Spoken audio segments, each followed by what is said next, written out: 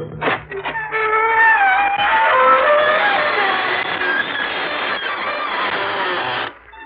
evening, friends of the creaking door.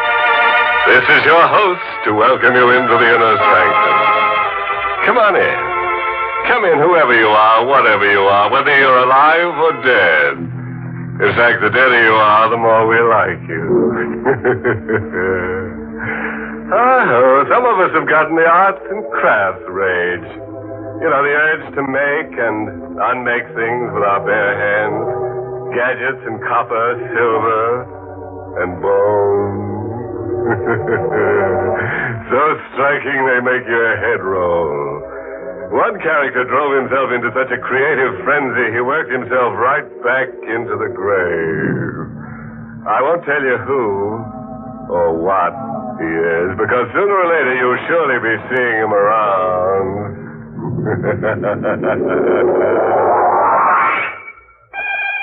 And now for tonight's torment.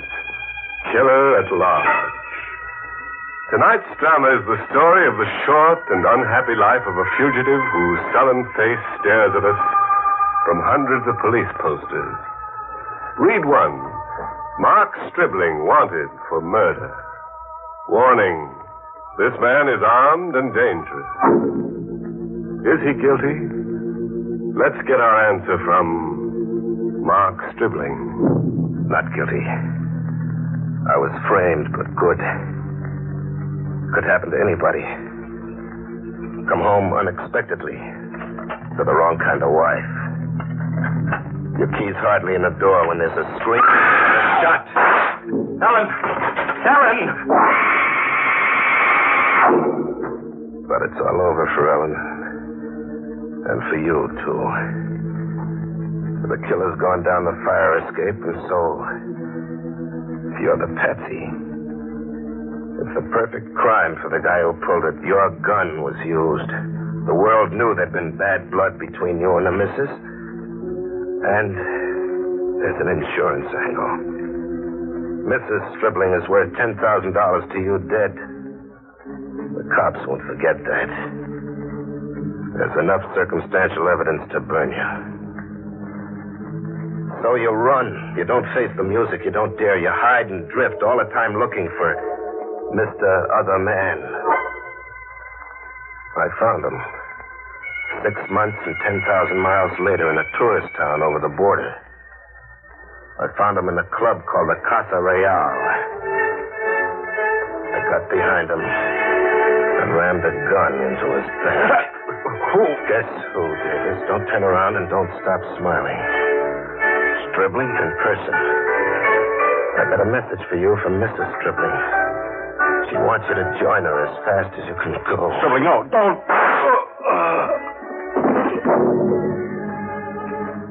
The long chase was over. I'd gotten my man. I ditched the gun and got away without being identified. I'd won, and I'd lost. I was really wanted for murder now. I got off the streets into another club, one with a jukebox that talked United States this time. I wanted to forget murder. I wanted to find a girl and find something to laugh about. And then one came in the door, a real looker. I watched her come right at me, like she'd picked me, just as I'd picked her. Hello. New York? Frisco. Stribling's the name I use. And you? Maxine. Fancy name. Can I buy you something? Coffee. Black. Black coffee for the lady, amigo. Thanks. Now, can I sell you something? Well, it depends. What are you selling? Lined packages, like this one. For you, special. And don't be fool enough to open it here. Fool enough? What's in it? Your hammer's in that package. The one you use nailing up coffins. In other words, Stribling, your gun. Is this some kind of gag? No. Where'd you get the gun from? Out of the ash can I saw you throw it in. Why? That's a long story. Why? I want somebody to confide in, somebody I can trust. Trust with what? I'll tell you some other time. Come see me tomorrow morning, room 110, the Hotel Chico. Bye now. I didn't wait for tomorrow morning. You don't when you're suddenly sitting on a keg of dynamite labeled Maxine.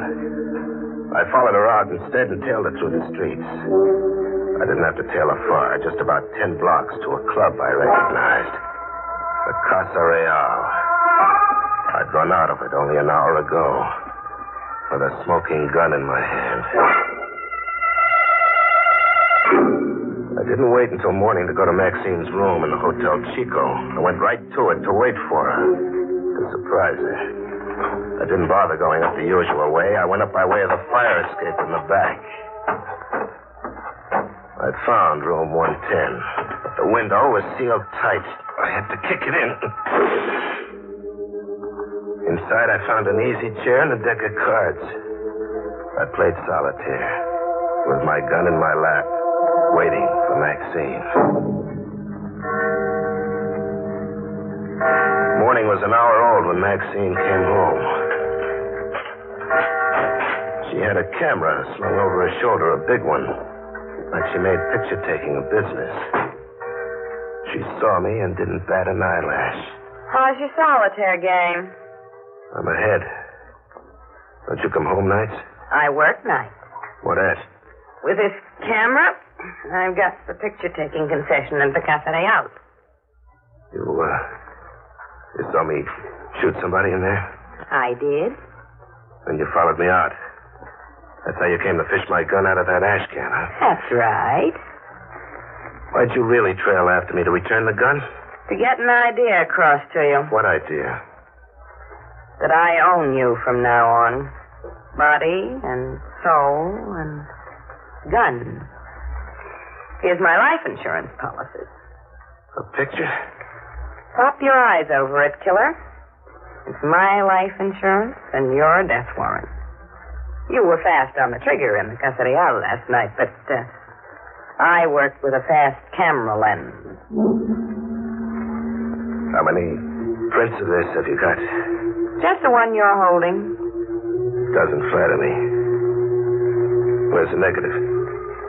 In an envelope addressed to the police. To be delivered if. If what? If a friend holding it doesn't see me around for a while and gets to think I've been murdered for taking pictures. What are you after? Money.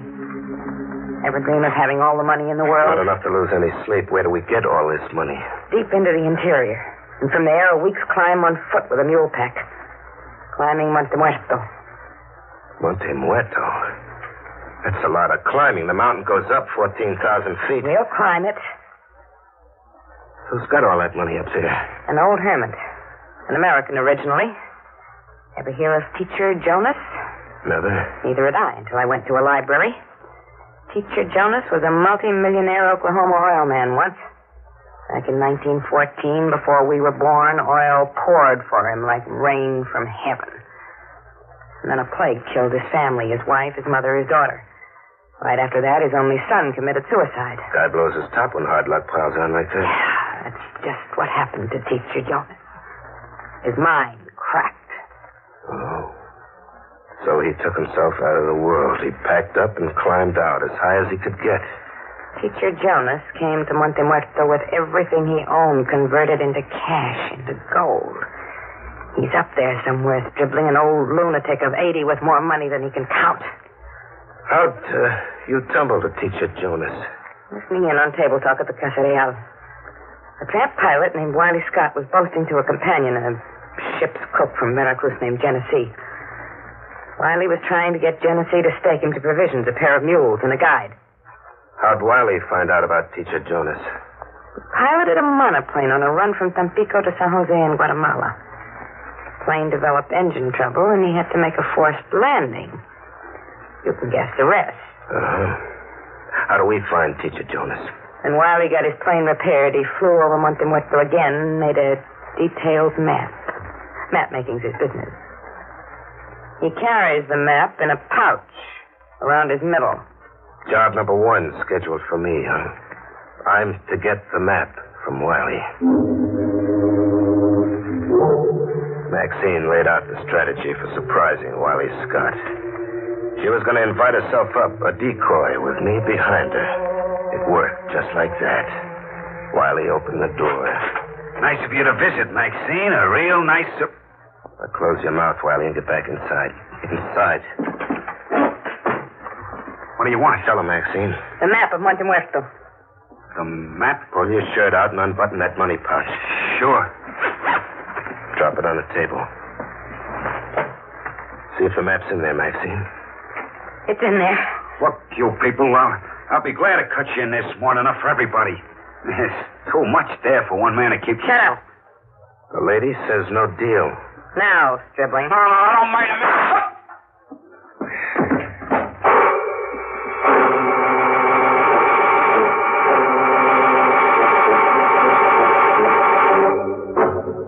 Now, picture that, Miriam.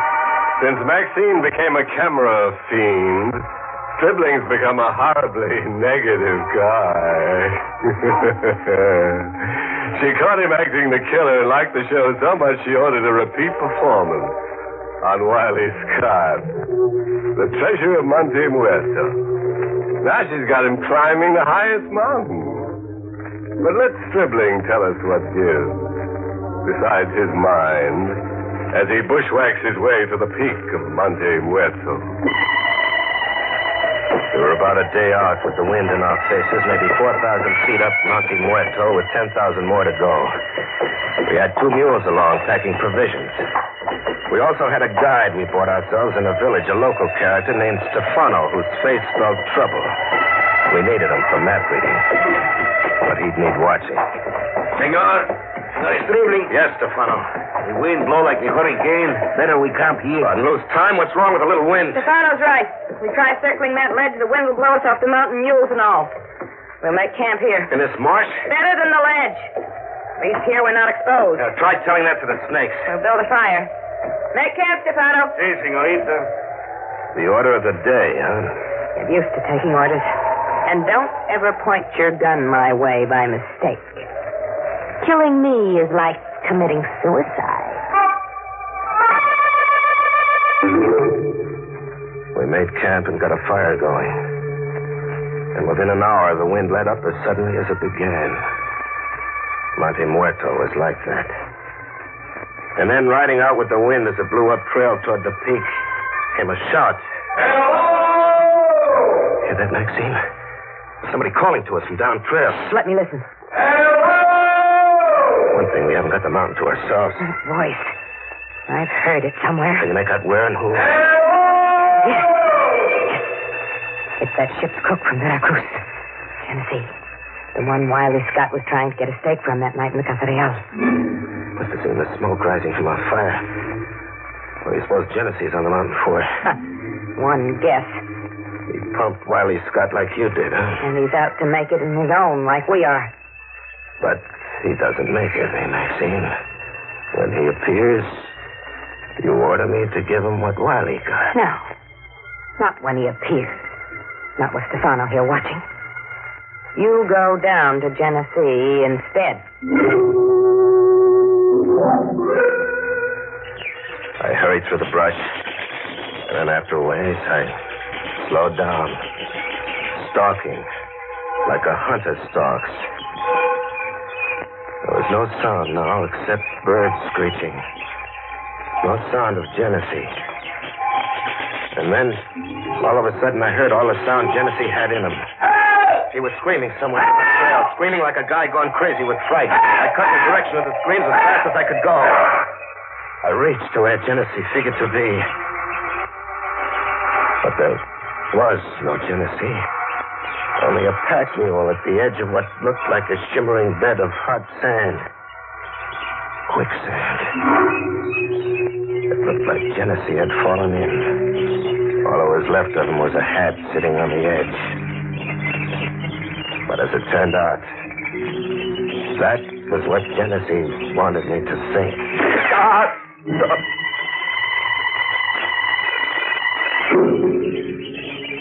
It came to, but my left hand smashed where a bullet had burned into it.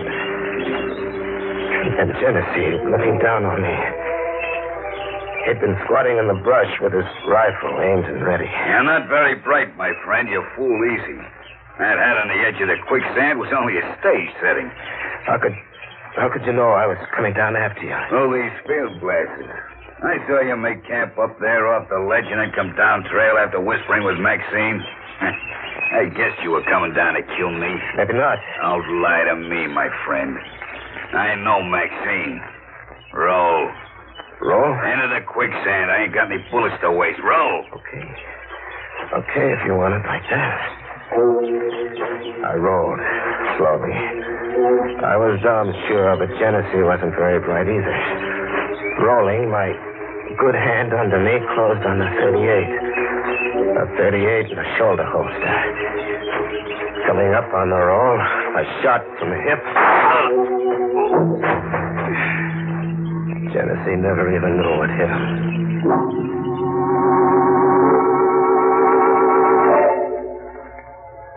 I got back to camp. Maxine was all smiles. She washed my hand and tied it up. Then we all turned in for the night.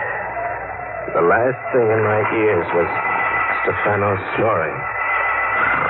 And then the fever throbbing in my hand rose to my head and I passed out. I came to wondering why Stefano wasn't snoring anymore. It wasn't because he was awake, up and about, packing the mules like a guy making a sneak getaway in the night. I reached for my gun. No gun. My gun was gone. I see you are awake, Senor Stribling. Good thing. Quiet. You are awake, senorita. Please do not do nothing foolish, senor. Stefano does not want to harm you and the charming senorita. What does Stefano want to do? To take the mules and himself to the senor teacher Jonas. What do you know about Teacher Jonas? As much as you do, senor. You see, the Senor Wiley Scott also tells Stefano everything when he asks Stefano to work for him. He's a guide to the top of Monte Muerto. Adios now, Senor Stribling. I have a long way to go. Stefano had left us to what seemed sure death. Either starvation, one of those sudden quicksand beds, an animal, or a snake. But we kept pushing on, Maxine and me. 3 nights and 2 days. With Maxine breaking into laughing jag after laughing. Now what's so funny? You. The tender way you're keeping me alive and I've got to keep you alive. Even if it kills you to do it. Hate me, don't you, Stribling? I'll give you one guess. If you only knew where I'd left that negative. I'll know. I'm keeping you alive, sure, just about. But that mud water you've been drinking and the rotten food, you'll catch yourself a fever on it sooner or later, and then you'll talk. You'll rave with fever, and before you know it, you'll let on where you left that negative. When that happens, I'll kill you. But I had an exclusive on fever. My head was swimming in it. My hand. The hand Genesee shot. I wanted to cut it off. And then what seemed a half day from the case, we ran into Stefano again. Maxine saw him first. Look. Where? Up there, hanging from the tree. What? Stefano. It was Stefano, strung up by the neck and grinning like he knew the joke was on him. I cut him down. The $64 question of who strung Stefano up was answered in a note pinned to his clothes. What does the note say? I'll read it to you. You're next, Stribling. And after you, our mutual Maxine. It's signed Wiley Scott. Wiley Scott? But I shot him through the heart and left him in the hotel closet. His ghost took up where Wiley left off. Let me see that note. You've seen Wiley's handwriting before? Lots of times. Well, is it or isn't it? Yes. Wiley wrote this note. A dead man hung Stefano. You get to a point where you don't figure things out anymore. You don't think. You just push on like we did to the top. Or die. And then not much further to go. Smoke. Smoke coming from the chimney. Here we go. Teacher Jonas's hideaway. We made it. Almost. We got a good quarter mile yet. Sibling, What? Wiley's up there. Look through these field glasses you took from Genesee. See what I saw? Yeah. Wiley out front with a rifle standing guard.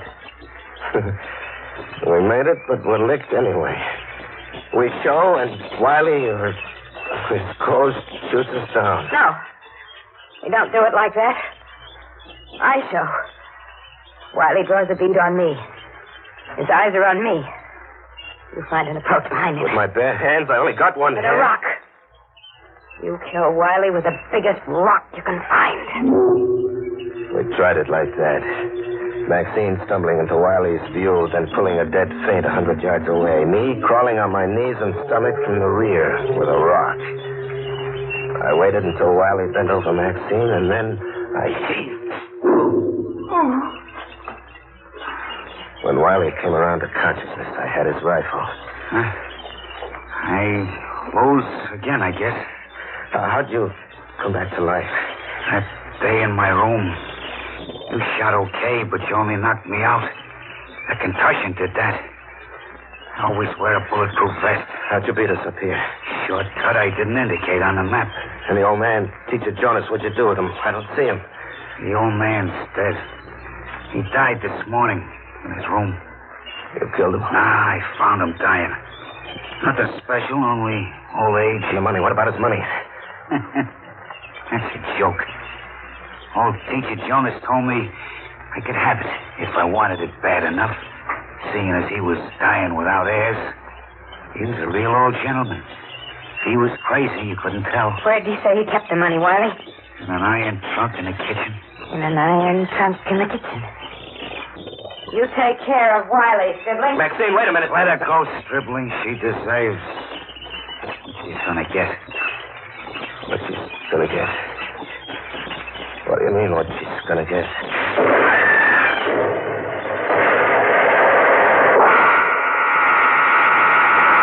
The house came down on Maxine.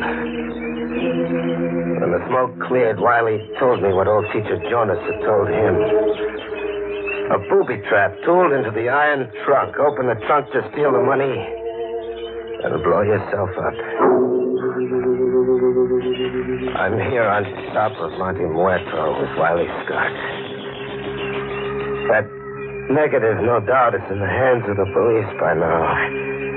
They're probably sweating their way up here. The funny thing, I don't care anymore. I'm not worrying about being hung. There's pain shooting from my hand into every part of me. And you tell me, how many times can a man die?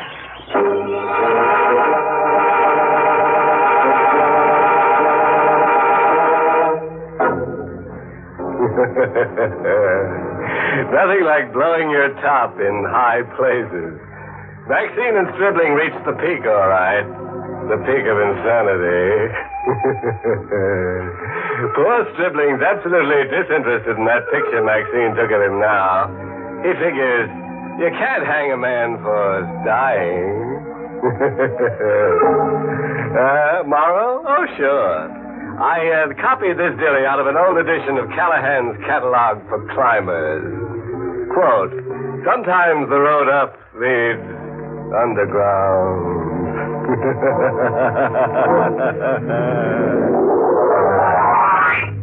Pleasant dreams.